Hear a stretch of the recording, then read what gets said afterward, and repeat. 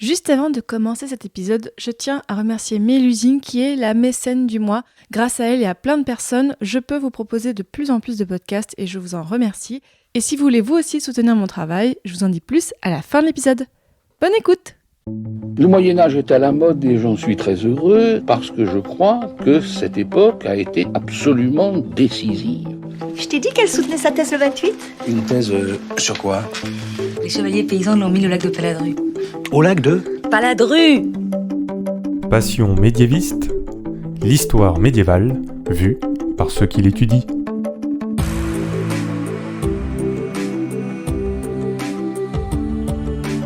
Est-ce que vous savez tout du Moyen-Âge ?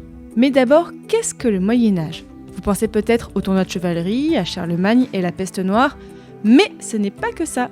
En général, on dit que le Moyen-Âge est une période de 1000 ans, de l'année 500 à l'année 1500, en gros. Mais vous l'entendez parfois dans ce podcast, il y a autant de définitions du Moyen-Âge que de médiévistes. Je m'appelle Fanny Cohen-Moreau et dans ce podcast, je vous propose d'écouter de jeunes médiévistes, c'est-à-dire des personnes qui étudient le Moyen-Âge en master ou en thèse, pour qu'ils vous racontent leurs recherches passionnantes et qu'ils vous donnent envie d'en savoir plus sur cette belle période. Épisode 76. Marielle et le théâtre politique à la fin du Moyen-Âge, c'est parti. Excuse-moi, mais il y a des gens que ça intéresse ? Bonjour à toutes et à tous. Aujourd'hui, comme d'habitude, on a un sujet, mais alors passionnant, vous imaginez même pas, ça va être trop bien. Et pour en parler, j'ai le plaisir de recevoir Marielle de Vlaminck. Bonjour Marielle. Bonjour Fanny.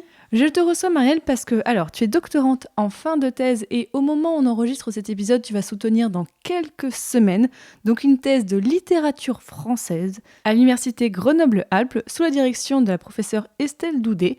Et donc tu travailles sur l'étude du théâtre francophone de la fin du Moyen-Âge, donc 14e, 16e siècle, et plus particulièrement la dimension politique de ce théâtre. Et tu donnes aussi donc des cours comme enseignante contractuelle à l'université.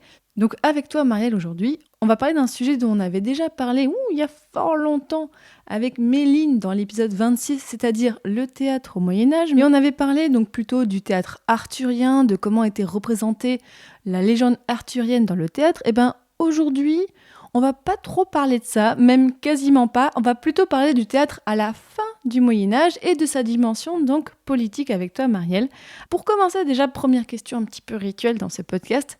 Pourquoi est-ce que tu as voulu travailler sur un tel sujet qui semble en plus énorme, même pour une thèse ? C'est gigantesque comme sujet. Alors oui, c'est beaucoup trop grand et je l'ai découvert en cours de thèse en réalité. Ah zut. Oui, ça arrive. Hein.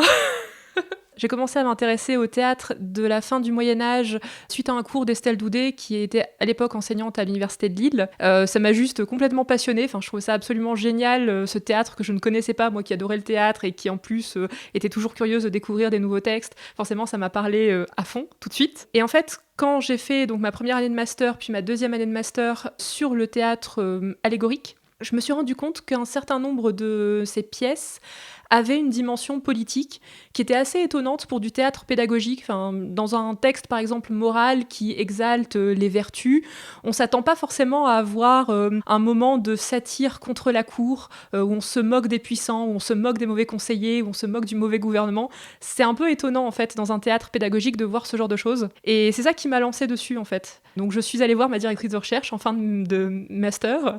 Je lui ai dit, Madame, le théâtre politique, ça me dit bien. Elle m'a dit, Marielle, ça tombe bien. Ah. Il nous faut quelqu'un dessus. Il nous faut quelqu'un, vous êtes la personne pour cette mission. Je sais pas si je suis la personne, mais je suis celle qui s'y est collée en tout cas. Et qu'est-ce que tu as voulu montrer dans ta thèse alors sur ce théâtre politique ? À la base, quand j'ai pris le sujet, c'était peut-être une erreur de ma part au début, disons. Je partais pas avec un a priori particulier, je voulais pas montrer quelque chose au début. Je voulais juste essayer de constater un phénomène, à savoir le fait que le théâtre politique au Moyen-Âge, ça existe. Déjà, c'était un gros pied de nez, en fait, à une partie de la critique du théâtre politique, puisque assez généralement, et on pourra en dire un mot plus tard si tu veux, on a tendance à considérer qu'il n'y a pas de théâtre politique possible au Moyen-Âge. Et en fait, moi, c'était pas ce que je voyais dans les textes. Alors je me disais, est-ce que c'est moi qui les lis mal et qui vois du politique là où il y en a pas ? Ou est-ce qu'effectivement, certains textes ont une dimension politique et dans ce cas-là, il faut mettre un peu le nez dedans ? Bon, il se trouve que la deuxième réponse est la bonne, sinon il n'y aurait pas eu de thèse. Ah bon, aujourd'hui, donc, on va un peu changer les idées reçues sur le théâtre, en tout cas, et montrer qu'on pouvait critiquer via le théâtre au Moyen-Âge. Et alors, avant de rentrer donc plus précisément dans ce sujet, déjà, est-ce que tu peux nous replacer un petit peu sur quelle période historique est-ce que tu as travaillé? Donc, on a dit plutôt 14e, début 16e siècle, donc tu as travaillé donc plutôt sur la France ou quel espace géographique en général? Alors à la base, effectivement, l'ambition c'était 14e, 16e. J'ai restreint un petit peu. Je me suis concentrée sur la période 1450-1550, qui est la période de grosse explosion du théâtre dans les corpus qu'on a retrouvés. Sur un siècle, donc À peu près, le environ. siècle de la fin du Moyen-Âge, je crois. en Voilà, gros. le siècle de la fin du Moyen-Âge, en faisant parfois quelques petites excursions au XIIIe siècle parce qu'il y avait des trucs intéressants, et puis quelques petites excursions après, plus tard dans le XVIe siècle parce qu'il y avait aussi des trucs intéressants. Moi, je préfère le 13e siècle, mais d'accord, ok. Ah, on pourra en parler si tu veux. Donc ma période, ça a été vraiment centré sur 1450-1550, qui est vraiment la période pour laquelle on a retrouvé le plus grand nombre de textes de théâtre en moyen français. Donc moi, je me suis concentrée sur les corpus francophones, entre guillemets. Sur cette période-là, en réalité, on a retrouvé environ 500 textes, ce qui fait du corpus francophone le plus gros corpus en langue européenne, vernaculaire. Et Par c'est rapport à un- l'anglais, par rapport Voilà. à l'allemand, c'est oui, ça? anglais. Alors, le deuxième plus gros corpus, je crois que c'est le néerlandais avec 90 textes, quelque chose comme ça. Et ensuite, tu as le corpus anglais, même quand on compte Shakespeare, on est autour de 80, 70, quelque chose comme ça. Puis après, tu as les corpus allemands, hispanophones, italianophones, qui commencent un peu plus tardivement, en fait. Donc tu veux dire que pour la fin du XVe siècle, c'est en France qu'on a le plus écrit et dont on a le plus conservé de textes de théâtre. Plus précisément, c'est en langue française Ah, pardon. qu'on a conservé le plus grand nombre de textes de théâtre, et ça s'explique en fait très bien, puisqu'à cette époque-là, les zones francophones, disons, sont des zones qui sont très densément peuplées, très urbaines, et en fait on observe dans les corpus qu'assez souvent le théâtre est un phénomène à la base plutôt urbain, et parfois même directement issu de la cour. En fait, le monde urbain et le monde théâtral, on va dire dramatique, vont être très fortement liés à cette période-là, et donc tout à fait naturellement, c'est dans les zones les plus urbaines, les plus peuplées de cette période-là qu'on va trouver le plus grand nombre de pièces. Et en plus, elles ont été conservées aussi parce qu'en fait, cette culture dramatique correspond aussi avec l'émergence et la prise d'importance des imprimeurs. Beaucoup de ces textes-là ont été conservés par l'imprimerie. Ce qui prouve que c'était aussi quelque chose plutôt à succès, en fait. C'était pas juste un phénomène de niche à la cour ou dans certains cercles. C'était vraiment quelque chose qu'on pouvait aller acheter en librairie, pour lequel il y avait manifestement un vrai intérêt. Certains imprimeurs, par exemple, en ont fait une grosse partie de leur catalogue, comme les imprimeurs Tréprel au début du XVIe siècle à Paris. Donc il y avait vraiment un engouement pour la culture spectaculaire à cette période-là. Alors là, on le voit effectivement dans les textes, mais alors replace-nous un petit peu, Marielle, aussi. Quelle est la place? Alors, je suis désolée, cette question est très très vaste, mais je pense que c'est important pour qu'on puisse comprendre le reste de l'épisode. Mais quelle est la place du théâtre dans la société à la fin du Moyen-Âge? Alors c'est une analogie que j'avais utilisée lors de mon passage sur Nota Bene sur Twitch. Oui, je mettrai le lien de l'interview que tu avais fait d'ailleurs dans la description de l'épisode. À la base, c'était un running gag pour Benjamin, et puis bon, finalement, j'ai gardé le running gag même auprès de mes étudiants. Le théâtre du Moyen-Âge, c'est un peu le YouTube de l'époque, évidemment, toute proportion gardée. C'est-à-dire? C'est le média audiovisuel de l'époque.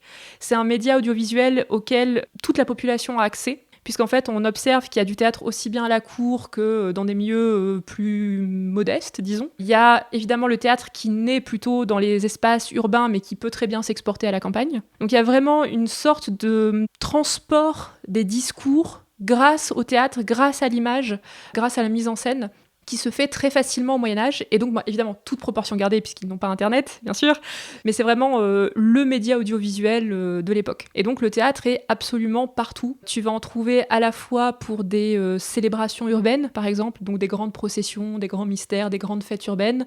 Tu vas en trouver évidemment pour les occasions princières importantes, donc les entrées royales ou les entrées princières, hein, donc c'est le moment où le grand personnage, le roi, le prince, le duc, tout ce que tu veux, arrive dans une ville pour venir y tenir sa cour, puisque les cours sont toujours itinérantes à cette époque-là. Tu vas en avoir pour des occasions politiques, donc par exemple des signatures de traités de paix, des mariages, des alliances. Tu vas en avoir pour soutenir l'effort de guerre aussi, donc tu peux avoir du théâtre de propagande, par exemple suite à une victoire ou suite à une défaite, ou alors pour encourager ou soutenir la décision d'une attaque. Donc tu as vraiment comme ça plein d'occasions en fait de jouer du théâtre, et puis évidemment des occasions tous les jours. Tu fais le mariage de ta fille, tu as envie de lui faire une petite pièce de théâtre, bon voilà, tu vois. Et c'est plus que les concerts, par exemple? C'est assez difficile à évaluer pour le coup, puisqu'en fait, ce qu'on appelle théâtre aujourd'hui est très coupé en fait d'autres arts de la scène comme la musique, les tableaux vivants, les danses. Au Moyen-Âge, il y a vraiment une sorte de gros groupe en fait art de la scène, et dans le théâtre, tu peux avoir des moments de danse, tu peux avoir des moments de concert. Enfin, il y a vraiment une sorte d'approche un peu en kit du théâtre. C'est-à-dire que tu vas pouvoir changer des bouts de pièces pour correspondre mieux à une situation. Tu vas pouvoir faire des insertions de bouts de pièces marrants dans des pièces beaucoup plus graves. Enfin, c'est moins posé qu'au XVIIe siècle. Alors, j'ai lu ici et là, alors tu me diras si c'est vrai ou pas, mais qu'au Moyen-Âge, donc le début du Moyen-Âge, le théâtre était un petit peu moins présent dans la société. Est-ce que c'est vrai ? Et si oui, pourquoi finalement est-ce qu'il revient un peu à la fin du Moyen-Âge ? C'est à la fois vrai et faux, dans le sens où effectivement dans les corpus, on va avoir moins de textes anciens, tout simplement parce qu'on les retrouve moins, on les conserve moins facilement, il n'y a pas la facilité de les retrouver grâce à l'imprimé, donc effectivement on va avoir beaucoup moins de textes. On a un seul texte au XIIe siècle, en langue française, qui est le Jeu d'Adam, qui est une mise en scène de la Bible, de l'histoire d'Adam et Ève, classique. Et on va ensuite avoir une dizaine de textes au XIIIe siècle, dont 4 ou 5, j'ai toujours un doute, 5 je crois, qui sont dans le même manuscrit qu'on a retrouvé par chance à Arras. Donc si on n'avait pas retrouvé ce manuscrit, déjà la moitié du corpus sautait. Donc au XIIIe siècle et au XIIe siècle, évidemment c'est toujours compliqué de retrouver des documents. Pour autant, on sait que le théâtre a quand même déjà une place dans la société depuis le IXe siècle en réalité, puisque les premières attestations de pièces en latin qu'on va trouver, c'est le IXe siècle. Et en fait, on peut supposer assez aisément que les pratiques spectaculaires ne se sont jamais complètement perdu. Jouer à incarner autrui, a priori c'est assez, on va dire, naturel comme mode de communication pour plein d'occasions différentes. En termes de documentation, par contre, effectivement, il y a une grosse explosion à partir de 1450, même un petit peu avant en réalité. C'est très fortement lié en fait à la situation politique de l'époque, c'est-à-dire qu'on vient de terminer la guerre de 100 ans, on a enfin un petit peu de répit. Ça commence à se calmer sur les épisodes de peste noire. Évidemment, les cours, les villes, les notables, les confréries ont plus d'argent à mettre dans les spectacles, et donc forcément, mécaniquement, on va commencer à avoir plus de spectacles. Et ensuite, il y aura les guerres de religion, et là, le spectacle, ça devient de la propagande. Ça, c'est encore une autre raison, effectivement. Et est-ce qu'au Moyen-Âge, il y avait différents types de théâtre selon les différentes strates de la société, ou est-ce que, en fait, non, finalement, il y a juste différents types de théâtre, qu'importe le public ? En fait, je vais encore une fois te répondre vrai et faux, et je pense que ça va être le running gag de cette émission. Est-ce que tu vas encore me dire c'est une question de source ? Parce que je dirais qu'on peut faire un jeu à boire, même pour ce podcast en général. En fait, les gens qui écoutent ce podcast, si vous voulez, hop, vous buvez un shot à chaque fois qu'on dit on sait pas parce que les sources. Voilà, cadeau. Alors, il y a un peu de ça, mais en réalité, c'est plus compliqué. Mais cela dit, je maintiens le jeu à boire, puisqu'on va l'entendre quand même beaucoup pendant le podcast. Il faut voir les différents... Alors là, pour le coup, on revient vraiment donc, sur la période 15e, 16e.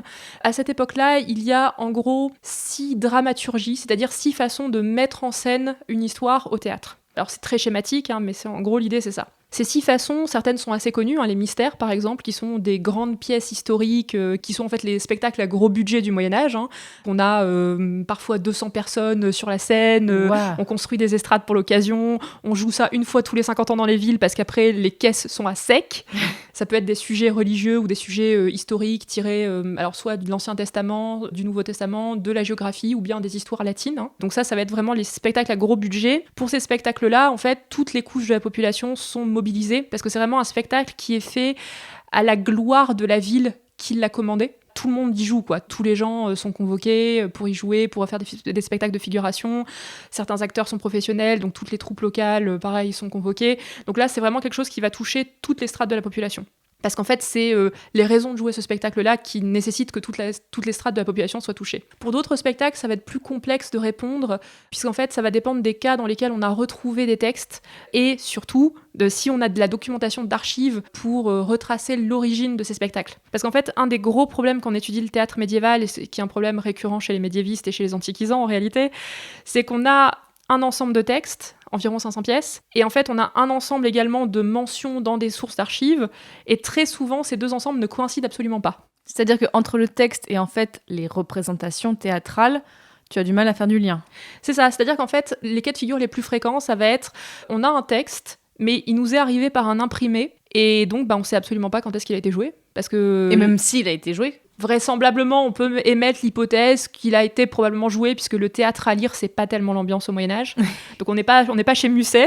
Le texte de théâtre est vraiment perçu comme une sorte de document qui entoure un événement particulier qui va être la représentation. L'accent est vraiment mis sur la représentation. C'est vraiment une pratique, le théâtre.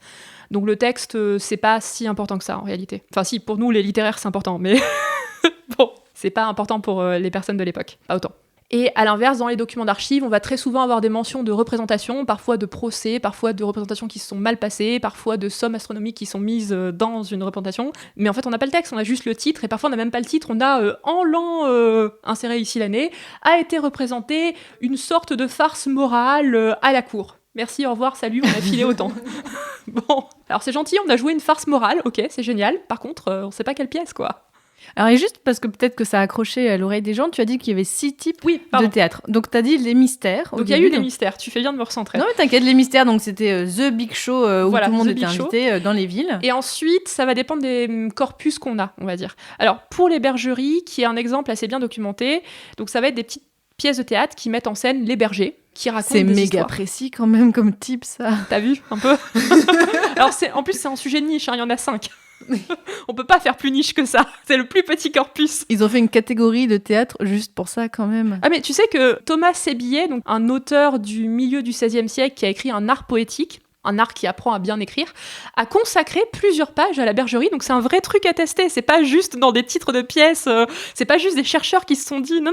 Il y a des pièces qui s'appellent bergerie et il y a même une théorisation sur les bergeries. Faut qu'on relance ce style aujourd'hui. Voilà, Théâtre du Châtelet, on va mettre une bergerie. Ça va être trop cool. Mais alors, les bergeries, c'est assez drôle parce que c'est un genre qui, au Moyen-Âge, enfin cette fin de Moyen-Âge, débute un peu, on va dire. Il se cherche un peu. Donc on va l'utiliser pour mettre en scène beaucoup les affaires des princes, les affaires des puissants. C'est ce que dit Thomas Sébillet dans son art poétique début XVIe. Donc ce que ça veut dire, c'est que très souvent, les bergers qui arrivent sur scène, en fait, ils arrivent sur scène pour parler de problèmes d'actualité ou pour allégoriser des problèmes à la cour, des problèmes de gouvernement. Tu veux dire que c'est du stand-up ? C'est un peu... Il y a un peu de l'idée.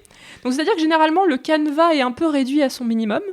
Donc c'est un mec habillé en berger qui parle de trucs d'actualité. Alors pas que, ils peuvent être 2 des fois sur scène. Ah, ça change tout. Non, mais en réalité, ça dépend vraiment des bergeries. Mais par exemple, la bergerie de Mieux que Devant, typiquement, il y a 2 mecs sur scène qui racontent comment ça va mal actuellement dans le royaume, quoi. Ils ont des moutons ou pas ? On suppose que oui, mais on n'a pas de trace de la mise en scène. Donc, quoique non, parce que l'un des 2 dit que ces moutons ont été tués par des gendarmes. Ah zut. Donc du coup, non, désolé, il n'y a pas de moutons. Donc on a les bergeries. Qu'est-ce qu'on a d'autre comme type de théâtre ? Plus connu, on va avoir les farces, qui sont des petites pièces courtes, généralement comiques, généralement un peu grivoises, dont on documente assez bien l'utilisation, en fait, comme comic relief dans des spectacles plus longs. Donc par exemple, dans un mystère hagiographique où on te parle de la vie de Saint-Martin, c'est un peu lourd, c'est un peu chiant, ça dure 4 jours. Grosse ambiance. Voilà, ça dure 4 jours. 4 jours 4 jours. Ah, je t'ai dit grand spectacle, hein. Avec des effets pyrotechniques et tout, hein. Avignon, à côté, quand ils font des pièces de 8 heures, c'est rien, en fait. C'est très médiéval dans le délire, quoi. Mais voilà, on met une petite pièce un peu comique pour remonter l'attention de tout le monde, parce que sur la fin, c'est un peu long, quoi. Donc tu as parlé de femmes adultères, de soldats fanfarons, de curés débauchés, un peu tout, quoi. Oui, là on s'amuse. Là on s'amuse, voilà. Donc c'est des pièces qui sont très souvent intégrées dans des spectacles plus longs. Les spectacles peuvent être soit composés d'un mystère, soit en fait articulés avec d'autres genres littéraires. Et un exemple qui est assez chouette pour ça, c'est le jeu des sceaux de Pierre Gringor. Donc c'est un spectacle qu'on a retrouvé intégralement, et en plus dont on sait même comment et quand il a été joué. Donc, c'est super, il est ça. documenté en plus, celui-là. Donc c'est bien. Donc c'est un spectacle qui a été mis en scène au début du XVIe siècle par Pierre Gringor, qui fait partie et qui est même le leader de la troupe des Enfants sans soucis ici à Paris. Et en fait, il va faire représenter ce spectacle-là un 1er mai aux Halles pour soutenir la politique un peu expansionniste, disons, de Louis XII contre le pape Jules II. Donc en fait, c'est un théâtre, entre guillemets, de propagande guerrière où, Pierre Gringor dit, on va soutenir l'effort de guerre de notre ami Louis XII. Pour faire ça, il va utiliser une farce, évidemment, mais il va utiliser aussi une moralité et une sotie. La moralité, c'est une pièce allégorique, donc c'est par là que j'ai commencé en réalité mes études. C'est une pièce qui met en scène des personnages allégoriques, qui va pas forcément avoir un canevas très élaboré, mais ce qui va être important, c'est la signification qu'on donne aux personnages et leurs interactions les uns avec les autres. Donc dans cette pièce allégorique-là, la moralité de l'homme obstiné, Pierre Gringor va mettre en scène un homme qui est un peu entêté, qui est un petit peu, un peu obstiné, voilà, qui n'écoute pas beaucoup les conseils, qui est un peu chiant, quoi, on va le dire. Ensuite, tu vas avoir la sotie. La sotie, c'est un type de pièce qui met en scène des fous, et plus précisément des sots, donc des personnages qui sont un peu naïfs, qui posent les questions qui dérangent, mais on leur pardonne parce qu'ils sont sots, tu comprends, donc c'est pas de leur faute s'ils sont naïfs. Et ces personnages-là, évidemment, ça va être la parfaite opportunité pour parler d'actualité, de tous les sujets qui dérangent, sans être trop inquiété. En fait, on va faire un détour par la folie pour rendre acceptable dans l'espace public des propos qui seraient, ou des questions qui seraient inacceptables par ailleurs. Donc c'est un théâtre qui est assez souvent un peu polémique, on va dire. Donc là, ça va être la sotie du prince des sots et de Mère Sotte. On a le prince des sots, qui est entouré d'une cour qui le conseille très très mal, et notamment Église qui a l'air un peu inquiétante, comme ça on sait pas trop ce qu'elle fout, et en fait on se rend compte au cours de la pièce que Église en fait c'est Mère Sotte. Et là on se dit, alors déjà là t'es censé te dire quel rapport avec la première pièce déjà. Oui, déjà, oui. Voilà. Et puis là t'es en train de te dire qu'est-ce qui se passe. Et la dernière pièce c'est la farce, et là en fait c'est une femme adultère, parce qu'elle est un peu, voilà, son mari est pas très bon au lit, tu vois, du coup elle a pris 2 amants, et elle a pris les 2 valets de son mari comme amants, dire et faire. Et en fait, elle teste les 2, et à la fin, elle dit, je préfère quand même faire que dire. Alors là, déjà, tu te dis, bon, qu'est-ce que c'est que ce spectacle ? Et en fait, quand tu recoupes avec le contexte historique, ce spectacle, c'est un très bon exemple, justement, de propagande, parce que tu vas avoir, dans la première pièce, l'homme obstiné qui est présenté, c'est évidemment le pape, qui n'écoute les conseils de personne, qui se conduit super mal, qui a une cour complètement partie en live. Ensuite, tu vas avoir le prince qui est mal conseillé avec Église qui est un peu bizarre, mais le prince va quand même se rendre compte que Église est un peu bizarre et que donc il faut faire quelque chose. Ça, c'est dans la sotie. Et donc, c'est finalement la mise en scène d'une éventuelle prise de conscience de Louis XII qu'il faut aller attaquer Jules II. Et puis à la fin, on dit, regardez les gars, on vient de vous dire pendant toute la pièce qu'il fallait faire la guerre, maintenant, allez, on y va, on l'a fait, quoi. Donc là, résumons, les grands types de théâtre au Moyen-Âge sont les mystères, les grands spectacles, les bergeries, les spectacles pastoraux qui mettent en scène le prince et le pouvoir, les farces, les petits spectacles un peu amusants qu'on utilise à caler dans d'autres spectacles plus grands, les moralités qui est du théâtre allégorique, les sotties qui sont du théâtre plutôt d'actualité qui mettent en scène des sots, et le dernier type, le théâtre historique, ou le théâtre, disons, d'inspiration antique, plus précisément. Donc c'est ce qu'on appelle les histoires romaines. C'est un petit peu dur de te dire à quelle strate de la population elles sont destinées, puisqu'en réalité, on les a dans 2 cas. Le premier cas dans lequel on a retrouvé ce type de pièce, c'est dans les Processions de Lille. C'est un manuscrit qu'on a retrouvé dans une bibliothèque allemande où il y a une 50aine de pièces des Processions de Lille. Et dans ces pièces-là, on a retrouvé 5 histoires romaines. On sait que ces pièces-là avaient un but d'éducation civique. Donc en fait, ce qu'on va faire, c'est qu'on va prendre des épisodes tirés des historiens latins, Tite-Live ou Valère Maxime par exemple, et on va les mettre en scène pour dire, regardez les gens, c'est ça d'avoir un bon comportement civique, c'est ça qu'il faut faire en société, c'est ça les valeurs sociales qu'on doit avoir, donc maintenant, on y va. Donc c'est vraiment un théâtre pédagogique. Et de l'autre côté, on va avoir un théâtre un peu plus circonstancié, disons, notamment un théâtre de cour, puisqu'en fait, les références antiques, c'est quelque chose qui plaît beaucoup au pouvoir, en réalité. Et on va avoir par exemple les épitaphes d'Hector de Georges Chastelain, donc c'est un auteur de l'extrême fin du XVe siècle, qui est auteur pour la cour de Bourgogne, des ducs de Bourgogne, dans les Pays-Bas bourguignons en l'occurrence. Il va donc faire représenter cette pièce des épitaphes d'Hector pour un mariage qui est aussi une union politique, évidemment. Et en fait, dans le cadre de ce spectacle-là, on voit le personnage d'Alexandre le Grand qui vient se recueillir sur les ruines, disons, de Troie. Et en fait, il pleure sur 2 tombes, sur la tombe d'Achille et sur la tombe d'Hector. Et en fait, il va y avoir tout un ensemble de considérations sur qui a été le plus grand des 2 héros. Et puis forcément, les 2 héros sont pas d'accord, donc en plus, il y a une descente aux enfers, et puis les 2 s'engueulent, évidemment. Et puis, on va essayer de négocier entre ces 2 héros. Donc Alexandre va se faire un peu le médiateur pour essayer de les réconcilier l'un avec l'autre, de façon, évidemment, à inviter les spectateurs à aussi se réconcilier les uns avec les autres via le mariage des 2 héritiers. Gentes dames et beaux messieurs, honorables sujets de Novigrad la Pieuse, soyez les bienvenus. Pour vous ce soir, une comédie exquise. Son titre, Sauvetage d'un Doppler ou le triomphe du sorceleur. La troupe, Gérald le sorceleur dans son propre rôle, Katharina en reine, Léo Ribes en humble serviteur. Et dans le rôle du prince, un habitué des planches de Novigrad, Abélard Rizza. Enfin, la princesse, notre poupée à voix de rossignol, l'adorable Priscilla. On vient d'entendre un extrait, alors pas d'une série, pas d'un film, mais d'un jeu vidéo, le jeu vidéo The Witcher, le 3e, si je me trompe pas. Est-ce que tu peux nous commenter cet extrait, Marielle, et qu'est-ce que tu en penses ? Alors c'est un extrait qui est très intéressant puisque The Witcher s'inspire beaucoup du monde germanique, disons, et pas mal du monde germanique. Parce que c'est des Polonais à la base qui ont fait Oui. ce jeu-là, donc ils sont inspirés aussi de Oui, ce médiéval-là. Tout à fait. Et du monde germanique... polonais en l'occurrence, des 14e, 15e siècle. En fait, ça se voit pas mal dans les costumes, c'est très souvent un peu cette ambiance-là. Et pour le coup, cette scène de théâtre qu'on vient d'entendre est complètement anachronique, parce qu'elle s'inspire davantage de ce qui est la référence du théâtre, entre guillemets, ancien dans la fantaisie, c'est-à-dire Shakespeare. Donc oui, c'est pas du très tout médiéval, historique. oui. Pas très médiéval. En tout cas, pour ce qui est des pratiques germaniques du théâtre, qui sont beaucoup plus proches des pratiques françaises du XVe siècle. Et dans The Witcher, en fait, on voit qu'il y a des femmes qui sont sur scène. Alors, c'est un cliché qu'on a souvent aussi sur le théâtre, notamment au Moyen-Âge, que les femmes ne pouvaient pas être sur scène. Alors, Marielle, dis-nous, est-ce que c'est vrai ? Alors, est-ce que je ressors les sources ou pas ?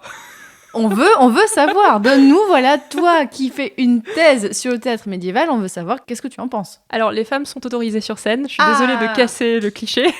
Et voilà, ça c'est fait. Et un cliché de moins sur le Moyen-Âge pour les auditeurs et auditrices, ça c'est bien.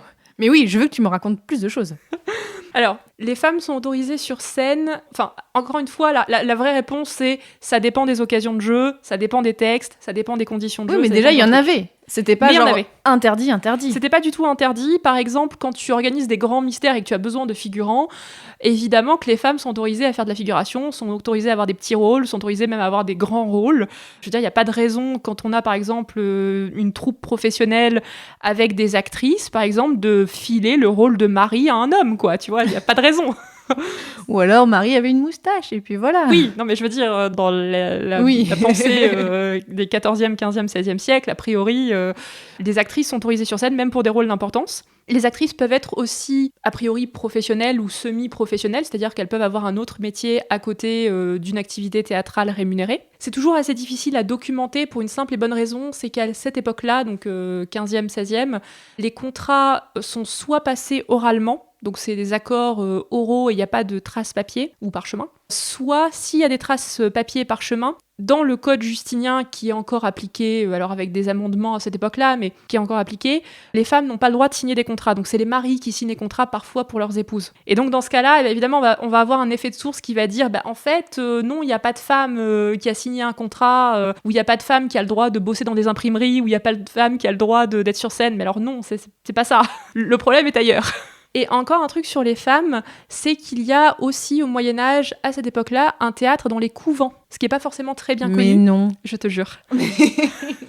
C'est pas très bien documenté dans l'espace francophone pour la simple et bonne raison qu'il y a eu, on va dire, des législations successives qui ont eu tendance à écarter l'écriture des couvents, on va dire, autres que les écritures saintes. Mais par contre, dans l'espace germanique et dans l'espace des Pays-Bas bourguignons, qui sont aussi francophones, c'est extrêmement bien documenté. Et il y a notamment une chercheuse qui travaille là-dessus, qui est Madame Duton, Elisabeth Duton, qui fait tout un programme de recherche sur le théâtre des couvents. Enfin, c'est absolument génial ce qu'elle fait. Et en fait, dans mon corpus, il y a une pièce qui vient d'un couvent, qui est la moralité ou la bergerie de l'alliance de foi et loyauté. Wow, tout un programme. Tout un programme. Alors, c'est une bergerie qui est assez intéressante parce que c'est peut-être la seule bergerie qui n'est pas vraiment politique de mon corpus. Donc, c'est pour ça que je l'ai mise, ça, j'étais obligée. Parce que ça faisait un beau contre-exemple, si tu veux. C'est une bergère et un berger qui sont amoureux fous l'un de l'autre. C'est foi et loyauté. Et en fait, pour être bien sûr qu'on va assister à un mariage des vertus, eh bien, le berger doit passer par des étapes initiatiques. Donc, aller demander sa main à la mère de loyauté, donc prudence, demander l'avis d'amour. Enfin, voilà, il y a toute une petite quête comme ça, matrimoniale, entre des allégories. Et évidemment, c'est une pièce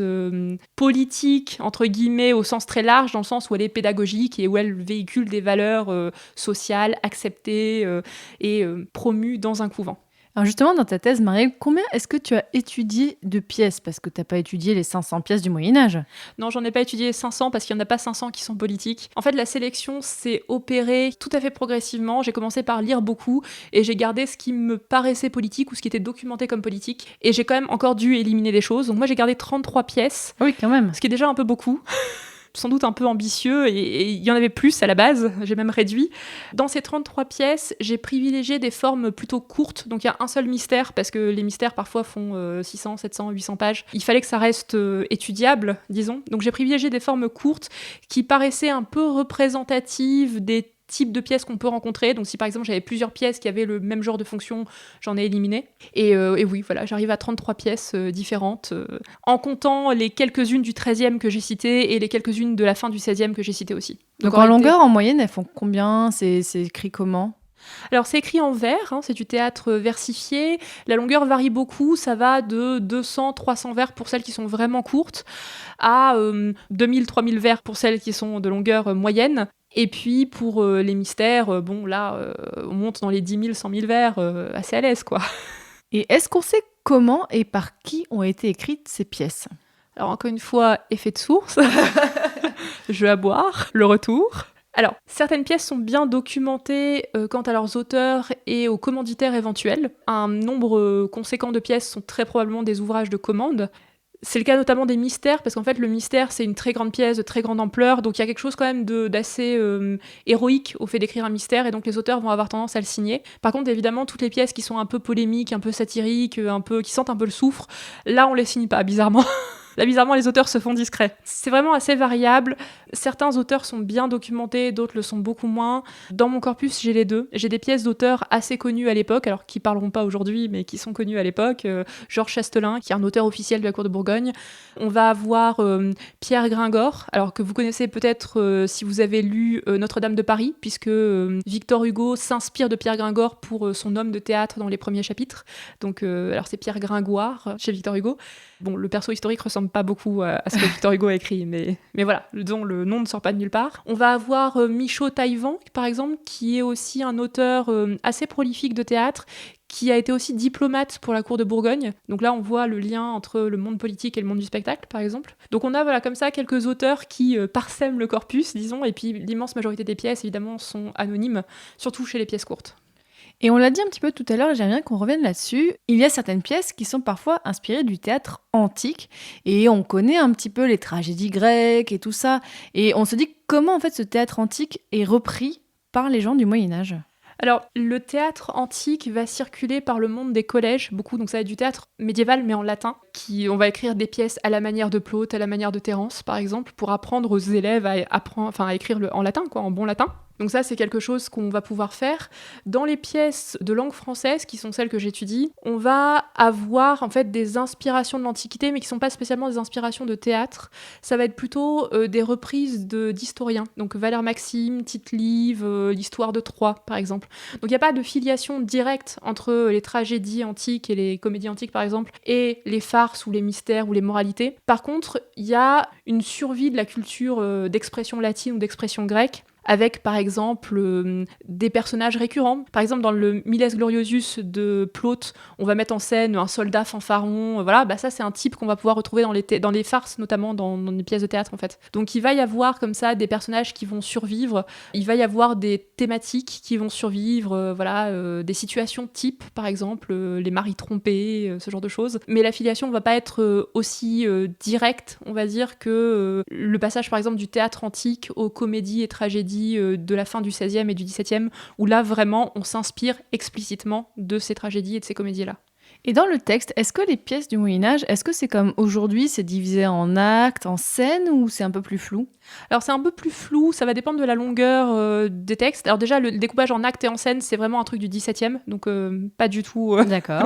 pas du tout médiéval. Il y a quand même une idée de rythme, j'imagine. Il y a une idée de rythme, ça va beaucoup dépendre des stratégies des auteurs, en fait. Par exemple, dans La Moralité d'argent, qui est une pièce que j'aime beaucoup, je la cite tout le temps, donc voilà, je la recite, ça me fait plaisir, qui est une pièce de James Moliou, qui a été écrite à Avignon, qui a été au moins représentée à Avignon dans les années 1470. Dans cette pièce-là, en fait, on peut l'étudier assez facilement parce qu'on a le manuscrit de travail de cette pièce-là, qui est conservé à la bibliothèque laurentienne à Rome. Et en fait, dans ce manuscrit-là, on va voir qu'il y a plusieurs, alors ce qu'on appelle des ouvertures de jeu ou des incipits, des entrées de jeu. Donc c'est en fait une sorte de prologue. Là, il y en a 3 différents. Donc là, on voit qu'il y a déjà cette pensée de il faut un truc pour attirer les gens, pour qu'ils viennent écouter notre pièce. Donc voilà, on fait un prologue. Et puis, il va y avoir aussi des conclusions de jeu. Donc de la même façon, on sent qu'il y a l'idée de voilà, il faut conclure quelque part, il faut arriver quelque part. Donc il y a des conclusions de jeu. Et puis entre deux, ce qu'on va remarquer, c'est qu'en fait, les grands moments importants de la pièce vont être marqués par une action répétitive du personnage principal qui est l'homme, c'est jouer du tambourin. Et en fait, ça va être vraiment le moment, enfin, ce tambourin va marquer tous les moments de passage, d'instabilité de l'action, en fait, de passage d'un moment important à un autre, d'une scène à une autre. Donc même s'il n'y a pas la découpe formelle scénique, on va déjà avoir l'idée de découper l'action en parties, on va dire, plus appréhendables, quoi. Bonjour les petits amis, c'est moi le seigneur Bohort. Je vais vous raconter la fabuleuse histoire de la coupe enchantée. Un jour, le seigneur Lancelot partit à la recherche d'un grand dragon vert. Je suis Lancelot du lac. Je chasse les vilains dragons. Est-ce qu'il y en a un qui se cache par ici? Non! Est-ce qu'il se cache par là? Non! Attention, je sens qu'un monstre s'approche. Attention! Et Perceval! Qu'est-ce que vous faites ici, imbécile? Je chasse le grand dragon vert. Non, moi! Moi! On n'a qu'à y aller ensemble. Vous allez plutôt tâter de mon épée. On vient d'entendre un extrait de la série Kaamelott, alors c'est l'épisode Les Pupilles, avec une sorte de théâtre de marionnettes. Alors Marielle, est-ce qu'on avait ce genre de spectacle aussi au Moyen-Âge ?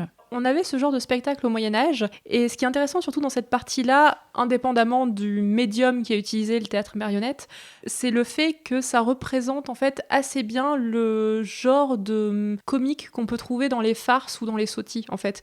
Donc un comique qui est basé sur de la parodie, sur de l'allégorisation de personnages. Bon ici, dans cet épisode de Kaamelott, en fait les masques sont assez transparents, hein. C'est le personnage de Bohort qui est sur scène, le personnage de Lancelot. Mais en fait au Moyen-Âge, on va avoir souvent des allégories qui vont renvoyer vers un personnage célèbre, ou des bergers par exemple qui vont renvoyer vers un personnage célèbre. Par exemple dans la bergerie des bergers qui gardent l'agneau de France, on va avoir Dame Pique qui est un personnage un peu d'antagoniste, hein. C'est un personnage qui essaie de s'emparer de l'agneau que les bergers essaient de protéger, et en fait ce personnage là représente la régente Anne de Beaujeu dont on ne veut pas à la place de régente. Donc ce genre de mécanisme en fait se trouve aussi dans les pièces que j'ai pu travailler. Mais j'ai une question aussi. En fait, qu'est-ce que ces pièces que tu as étudiées disent de la société médiévale à l'époque de leur production ? Vous avez 3 heures. Ah non mais... Pardon. En fait, c'est des pièces qui sont assez représentatives du mode de fonctionnement, enfin disons du mode de propagation des informations et des discours, puisqu'on va avoir un média audiovisuel donc qui est très pratique pour illustrer des choses, à la fois des choses polémiques, satiriques, ou bien des choses un petit peu plus en faveur du pouvoir ou d'une idéologie, disons. Donc ça va être vraiment en fait un support animé d'image. Il faut vraiment le voir comme une image animée en fait qui parle en plus. Donc la codification des gestes, la codification des corps, de ce que on peut retracer, enfin de ce que peut reconstituer par le spectacle, ressemble assez au code de l'image fixe, disons, donc des statues, des enluminures, de ce genre de choses. Et en plus de ça, on a le mouvement, on a la parole, on a les discours. Donc on va pouvoir faire résonner tout un ensemble de discours très très variés.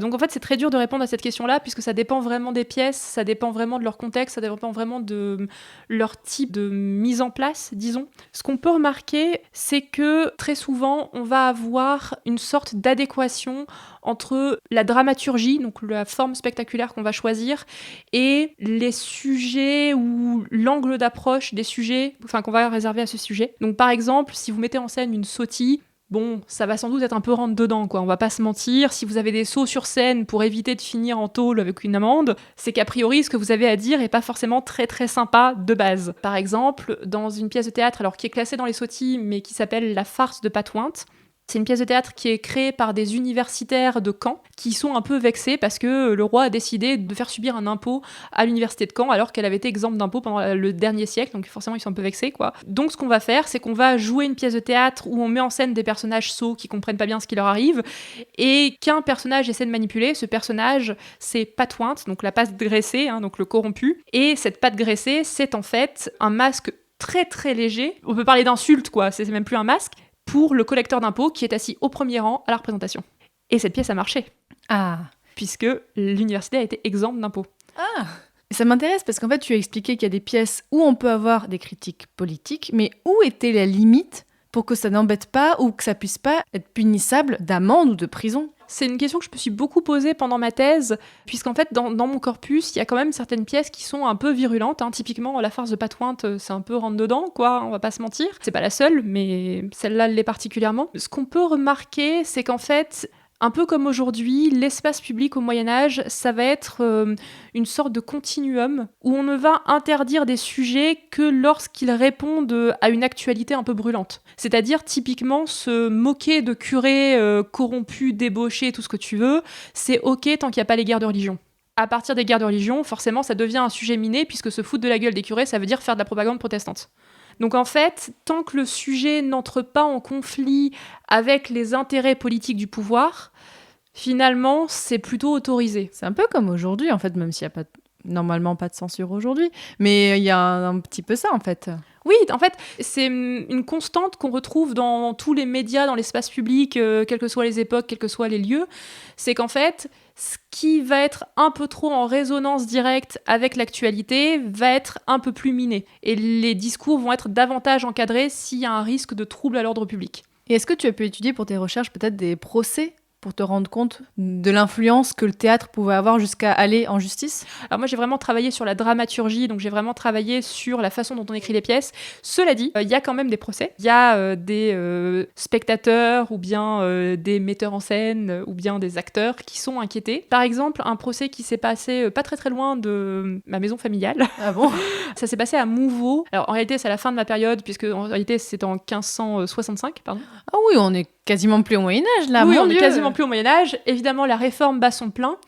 Et une pièce de théâtre est jouée. Alors, c'est une pièce un peu plus ancienne, disons. Donc là, on est où? Dans le nord de la France, c'est à ça? Mouveau, dans le nord de la France, région lilloise. Et on joue en fait une pièce de théâtre qui s'appelle La Vérité cachée, qui est une pièce genevoise, donc qui a bien voyagé, ça vient de Genève, qui date de 1535 environ. Et cette pièce de théâtre, elle va mettre en scène, en fait, le personnage de Vérité qui est enfermé dans une boîte, qui essaie d'en sortir, pendant qu'un ministre, donc une parodie de prêtre, fait des prêches complètement farfelues sur scène. Et en fait, cette pièce, évidemment, c'est de la propagande protestante, clairement, je veux dire, il n'y a pas à tergiverser. Donc, évidemment, elle va beaucoup choquer après coup les représentants du pouvoir catholique local. Et donc, forcément, il va y avoir un procès, on va essayer de savoir qui a commandité la chose, pourquoi on a autorisé le truc. Donc là, typiquement, il y a un procès parce qu'en fait, on est en période de crise religieuse et une pièce comme ça peut pas passer. On l'a dit plusieurs fois, dans ta thèse, tu théorises, Marielle, la notion de théâtre politique médiéval, qui n'a finalement, d'après ce que j'ai compris, avant toi, n'était pas forcément très prise au sérieux, en tout cas pas beaucoup. Est-ce que tu peux me dire un peu plus sur cette notion? Alors c'est une notion en réalité qui est déjà un petit peu ancienne, puisqu'elle commence avec Erwin Piscator dans l'entre-deux-guerres, et puis ensuite surtout après la Seconde Guerre mondiale, et puis après à la suite Bertolt Brecht. Donc en gros, ces deux auteurs-là vont théoriser leur pratique à eux comme étant du théâtre politique, c'est-à-dire qu'ils vont jouer des pièces de théâtre qui, par le détour d'une autre fiction, parle en réalité du traumatisme de la Seconde Guerre mondiale et de sujets politiques. Et le but, ça va être de faire entendre la voix de personnes qui, normalement, ne sont pas autorisées par leur statut social à venir sur scène. Puisqu'à cette époque-là, le théâtre est perçu comme un art un peu bourgeois, un peu élitiste, disons. Donc le but, c'est vraiment de parler des préoccupations des ouvriers, donc il y a un fond marxiste assez évident, mais c'est de parler des préoccupations des classes, on va dire, plus défavorisées, avec les codifications plus ou moins renversées, bidouillées, de, on va dire, la bourgeoisie. Du coup, conséquence logique de cette naissance du théâtre politique en tant que notion, c'est que l'immense majorité des chercheurs aujourd'hui sur le théâtre politique vont plutôt se concentrer sur des siècles récents, en estimant que le théâtre politique, c'est en fait une invention récente. Donc là, évidemment, c'est le moment où je suis pas trop d'accord, bien sûr. Et non, il y a déjà 600 ans. Voilà, et puis même pendant l'Antiquité, en réalité, c'est pas nouveau le phénomène de parler de politique avec un spectacle. Mais au niveau de la théorisation, c'est toujours un petit peu compliqué parce qu'en fait, il y a eu des entreprises un peu isolées. T'as eu des auteurs, par exemple, qui ont dit non, en fait, au XVIIe siècle, c'est déjà politique et qui, du coup, ont travaillé, par exemple, sur Molière, sur Racine, sur Corneille, avec cette dimension politique. Puis après, il va y avoir d'autres chercheurs qui vont dire non, mais regardez, nous, à l'Antiquité, ça marche aussi. Et en fait, pour le Moyen-Âge, il y avait personne qui avait fait ce truc de dire non, mais regardez, pour le Moyen-Âge, ça marche aussi. Donc, il y avait évidemment des collègues chercheurs qui avaient déjà dit ah bah tiens, cette pièce-là, c'est très polémique, très satirique. Il y a eu même un recueil d'articles sur le théâtre polémique au Moyen-Âge qui est vachement bien, je conseille. Mais il n'y avait pas encore d'ouvrage général dessus, donc bon, j'ai mordu un peu plus grand que je ne pouvais avaler, mais voilà, j'ai un peu testé. Et du coup, pour ce qui est de la notion, hein, pour répondre plus précisément à ta question, en fait, la notion, ça a été un travail définitoire qui a été un peu compliqué, en réalité, puisque même encore aujourd'hui, les spécialistes du théâtre politique plus récent, disons, ne sont pas forcément tous d'accord les uns avec les autres. Certains ont une approche plus structuraliste, anthropologique, d'autres vont avoir des approches un peu plus communicationnelles, enfin, c'est un peu le merdier, quoi, pour le dire crûment. Donc, fatalement, moi, je me suis retrouvée un peu prise dans ces querelles de chapelle-là, et j'ai dû aussi... Tu t'es pas pris des œufs pourris dans un colloque en mode « Oh là, la vilaine médiéviste, là ?» Alors, j'ai jamais encore parlé de théâtre politique en colloque, donc je crois que c'est pour ça que j'ai évité les œufs pourris. Ça va peut-être commencer bientôt. Plus sérieusement, la théorisation a été un petit peu complexe, puisqu'en fait, j'ai aussi dû déconstruire un a priori qui est celui de Bertolt Brecht, d'Erwin Piscator, et puis aussi de toutes les personnes qui théorisent l'espace public à ce moment-là, comme Jürgen Habermas, qui est un auteur qui a lancé en fait la base de la théorisation de l'espace public. C'est l'idée en fait qu'il y a deux types de sociétés. Il y a des sociétés froides et des sociétés chaudes.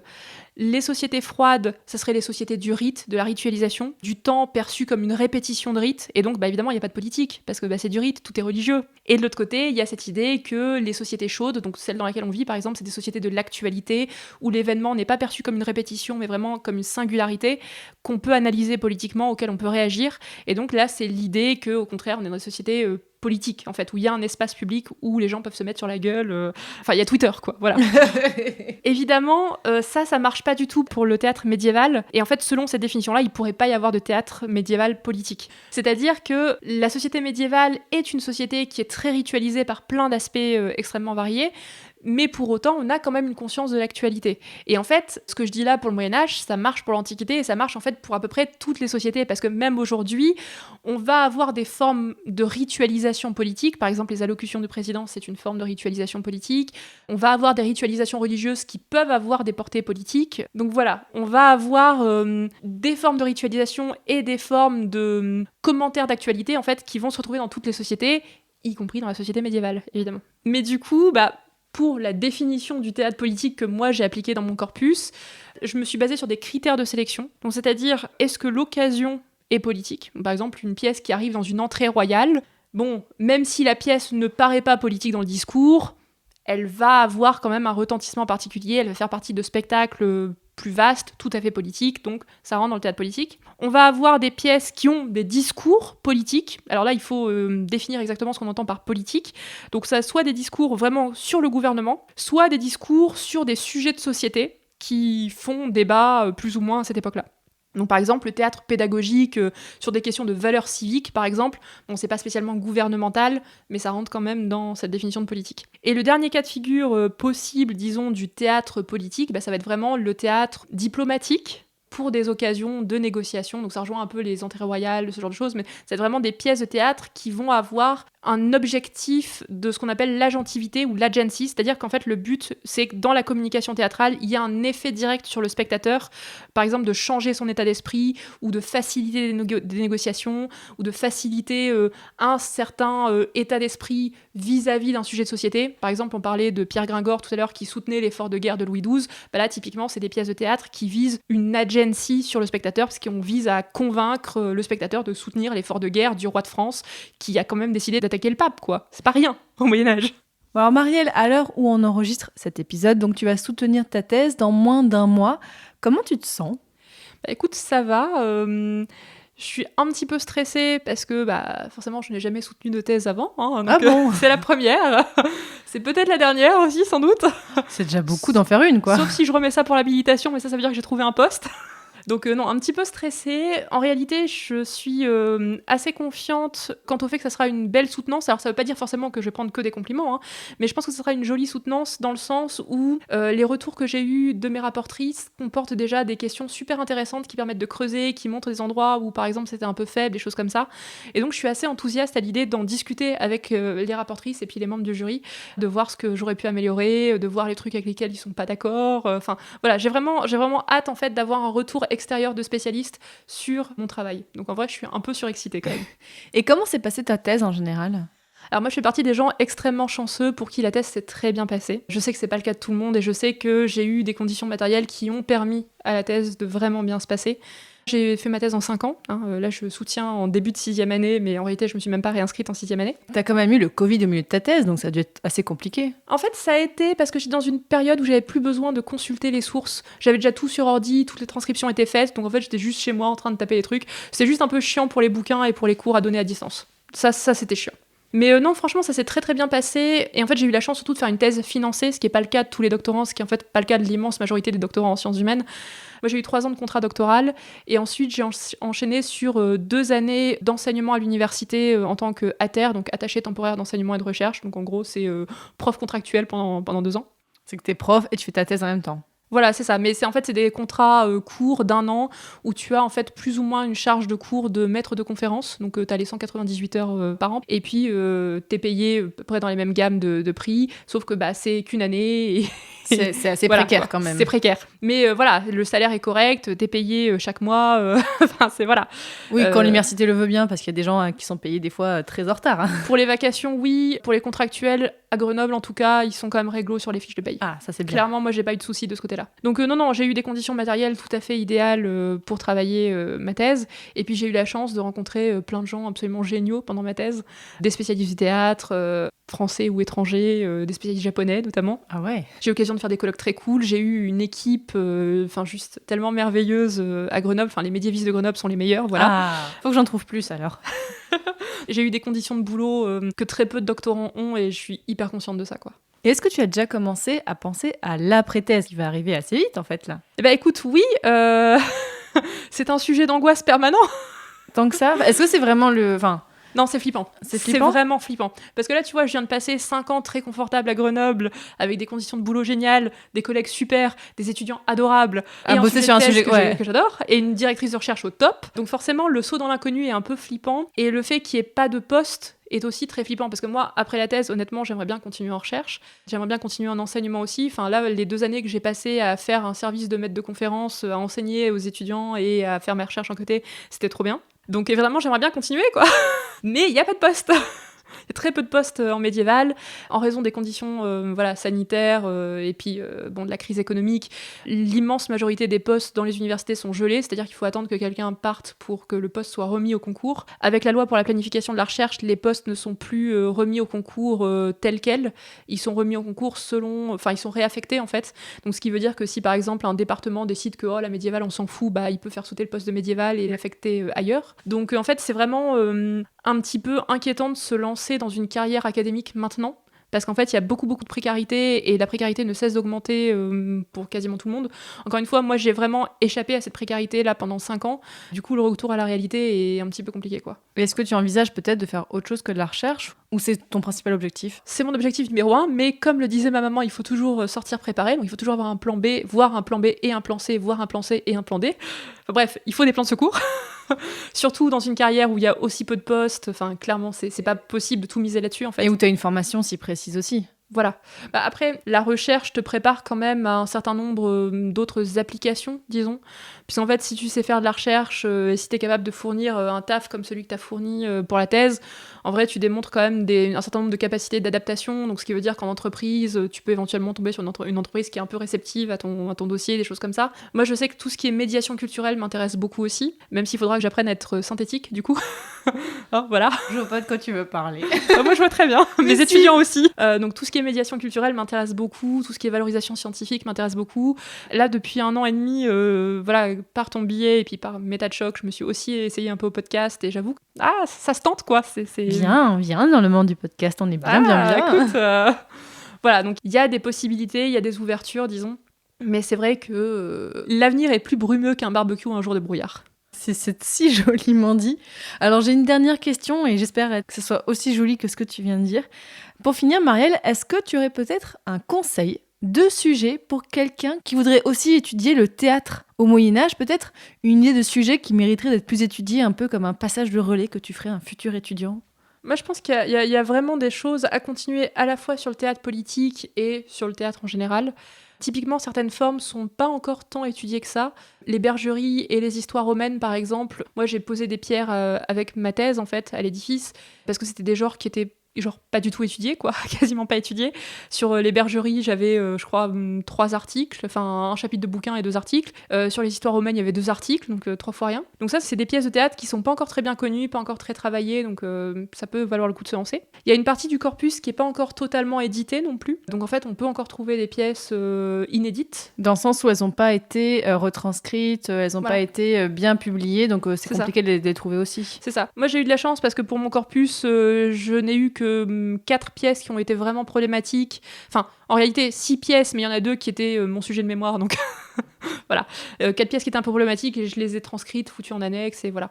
Mais typiquement, il y a encore des pièces comme ça qui pourraient nécessiter des éditions modernes. Et puis, il y a tout un travail à faire sur, par exemple, la communication théâtrale. J'ai un petit peu essayé de lancer des pistes sur des possibilités de réception, disons, des possibilités d'effet. Donc moi, je travaille un peu sur la rhétorique, sur la façon dont les discours peuvent jouer ou pas sur les émotions, et donc avoir ou non une agency sur le spectateur. Mais typiquement, ça, c'est un sujet qui est encore un peu vierge, quoi. Étudier d'un point de vue lexical s'il y a des champs lexicaux ou des mots de vocabulaire ou des expressions particulières au théâtre, genre une sorte de langue du théâtre. Ça pourrait valoir le coup aussi d'y jeter un œil. Enfin, il y a vraiment encore beaucoup de choses à faire et c'est un champ de recherche qui est très actif en réalité. Donc pour moi, ça a été des fois un peu dur d'y trouver ma place parce que en fait, je suis cernée de chercheuses qui publient 4 articles par an. Donc voilà, chercheurs et de chercheuses qui publient 4 articles par an. Forcément, c'est un champ de recherche qui est très très actif, mais du coup, c'est très enthousiasmant parce que beaucoup de choses sont encore à construire, soit sur le théâtre politique, soit sur la communication politique, sur les éditions de pièces.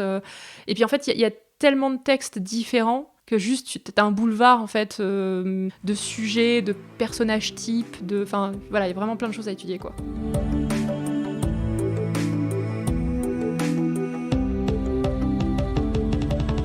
Désormais, chers auditeurs et auditrices, vous en savez beaucoup plus sur le théâtre et surtout le théâtre politique au Moyen-Âge, à la fin du Moyen-Âge. Donc merci beaucoup Marielle de Vlaminck pour tout ce que tu nous as raconté, mais c'était tellement passionnant, je pense qu'on aurait pu faire des heures d'épisodes en plus, peut-être un deuxième épisode dans quelques années, on ne sait pas, hein. Mais vraiment merci beaucoup, bon courage pour ta soutenance et pour la suite, j'espère que ça se passera bien. Merci beaucoup. Auditeurs, auditrices, vous le savez, comme d'habitude, il y aura un article qui accompagne cet épisode pour en savoir plus. On vous mettra les conseils de lecture de Marielle pour en savoir plus. Et tant que vous êtes sur le site, profitez-en pour aller voir tous les autres épisodes de Passion médiéviste. Voilà, je vous l'ai dit, on avait fait l'épisode 26 avec Méline sur le théâtre arthurien. On a fait d'autres épisodes qui sont un peu en écho avec aujourd'hui. Je vous mettrai tout ça sur l'article de l'épisode. Allez voir tout ça et profitez-en aussi pour aller voir les autres podcasts que je produis. On a Passion moderniste sur l'histoire moderne et Passion antiquité sur l'antiquité, mais avec un S à antiquité. Et comme je vous le disais au début de l'épisode, vous savez, au tout début, juste avant le générique, vous pouvez, si vous voulez, soutenir mon travail. Alors déjà, vous pouvez soutenir mon travail en partageant les épisodes autour de vous, que ce soit sur les réseaux sociaux ou alors à vos amis, vraiment. N'hésitez pas à parler du podcast, à faire écouter dans la voiture quand vous allez en vacances, ou alors, voilà, je compte sur vous pour parler de Passion médiéviste à tout le monde. Et si vous en avez la possibilité et les moyens financiers, sachez que vous pouvez soutenir mon travail à partir de quelques euros par mois. Dites-vous que si chaque personne qui m'écoutait donnait 1 euro par mois, je pourrais, mais alors, vivre de mon podcast largement. Je pourrais faire plein de choses. Donc voilà, dites-vous que pour vous, c'est une petite somme et que moi, ça peut m'aider.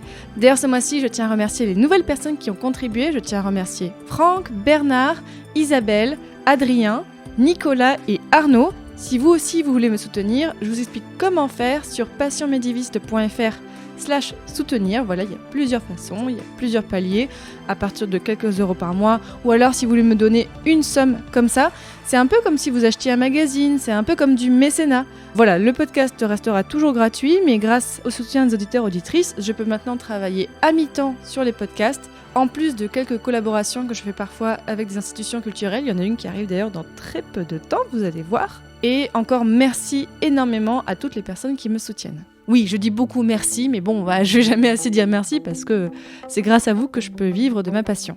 Et dans le prochain épisode de Passion médiéviste, nous parlerons de Lost au Moyen-Âge, mais pas la série. Salut!